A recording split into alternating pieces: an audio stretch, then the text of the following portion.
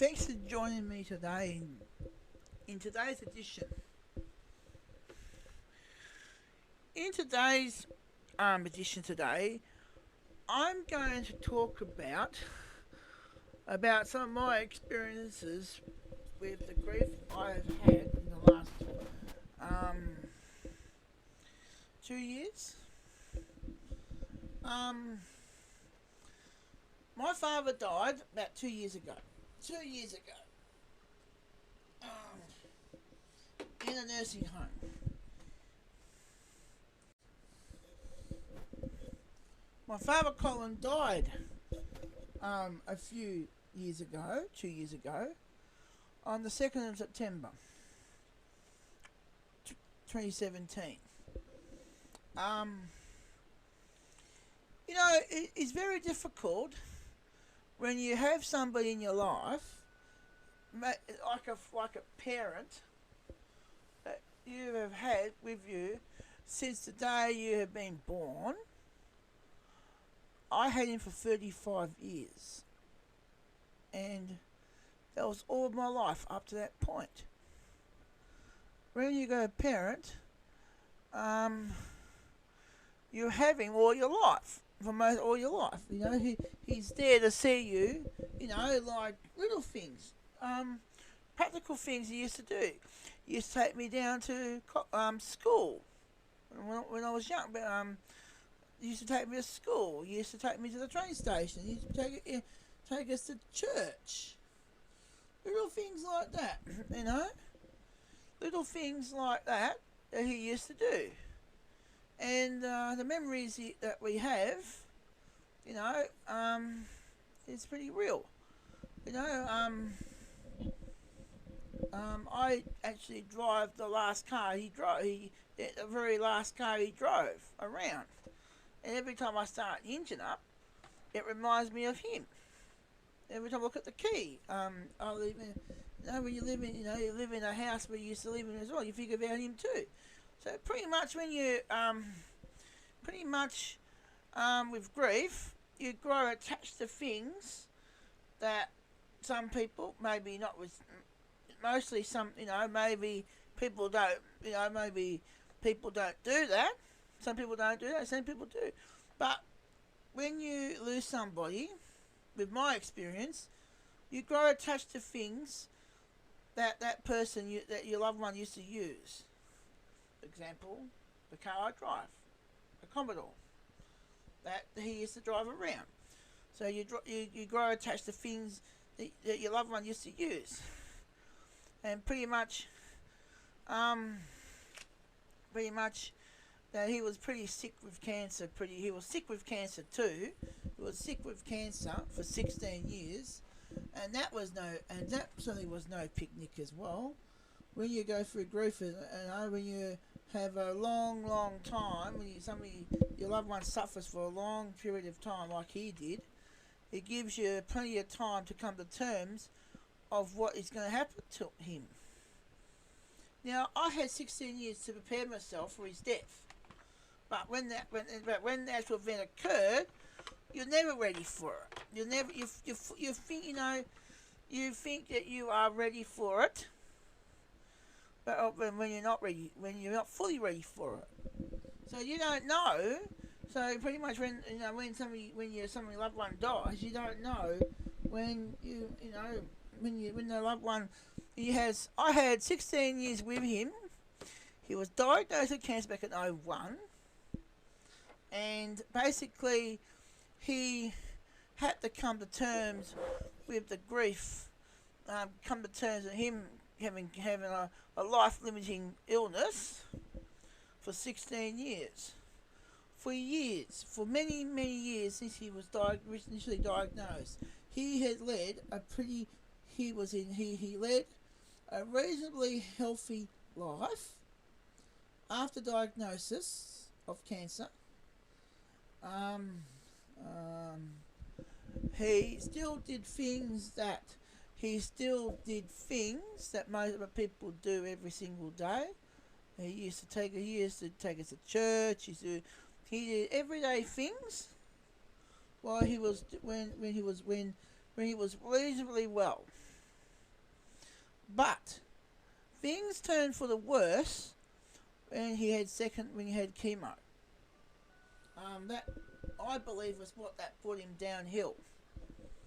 And pretty much gradually from that, from 2014, and also he was turning 70 that year as well. He was turning 70 as well, which is age can catch up to people.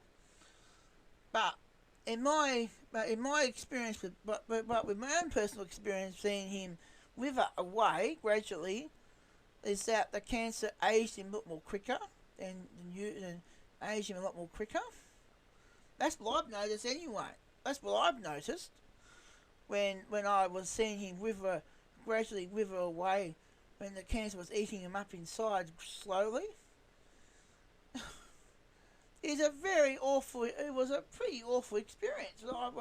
Awful experience as his son seeing that. And basically,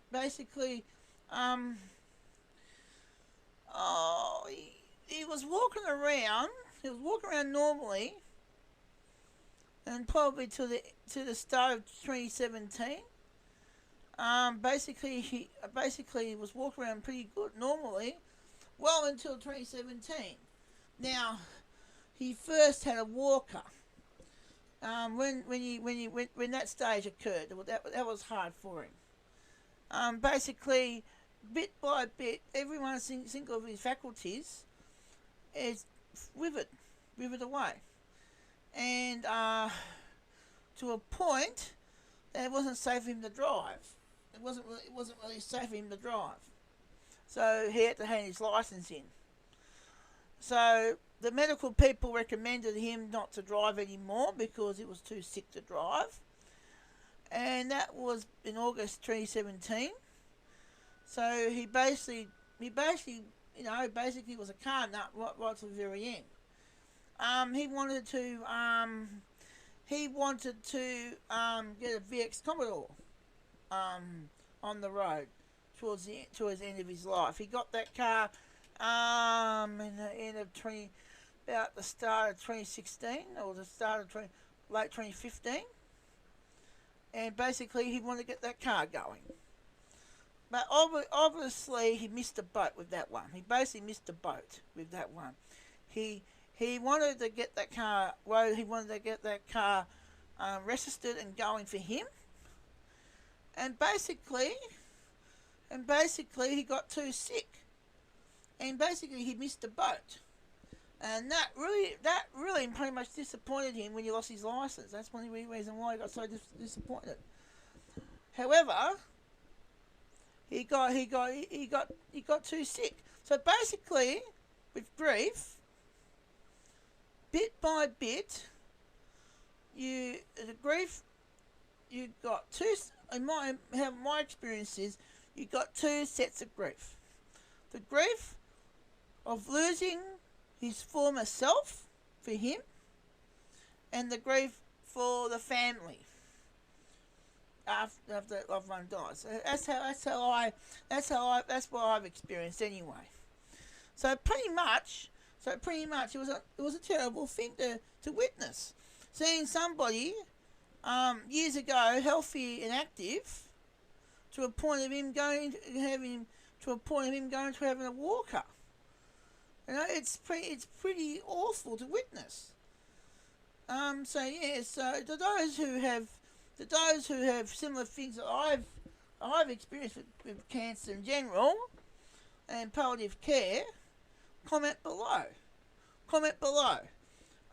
What was your experiences when you had a loved one who had a terminal illness who was in palliative care? And pretty much when the point was recommended by the hospital for my dad getting palliative care, I knew that was going to be the end.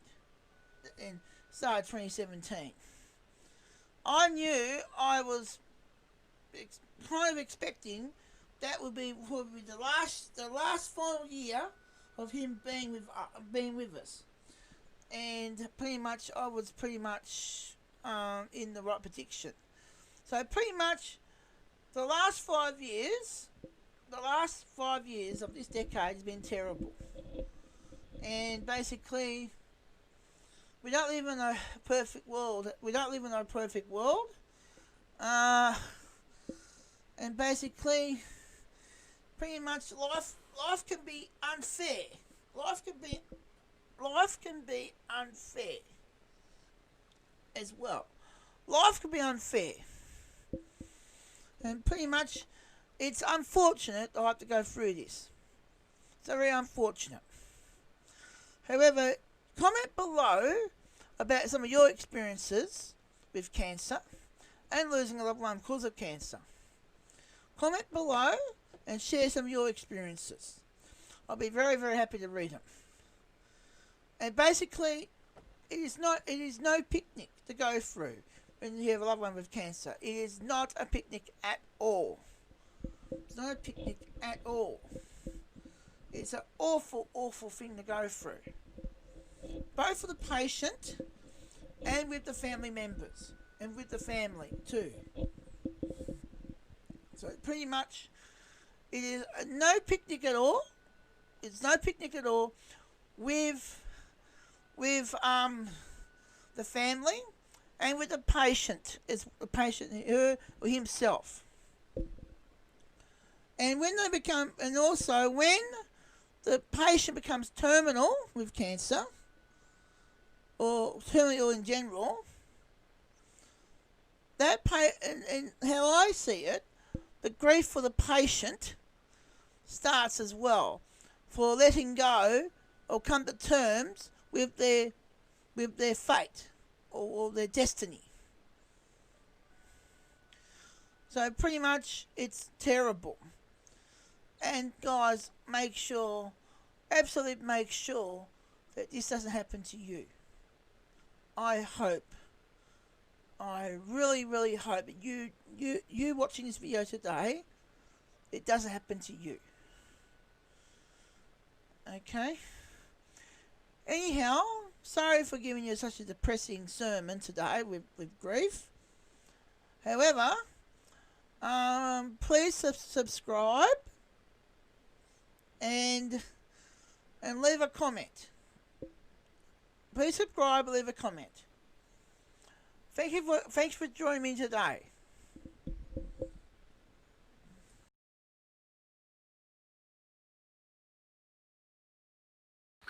Okay, guys, this is the end screen here. Well, you can actually please don't forget to tap that bell.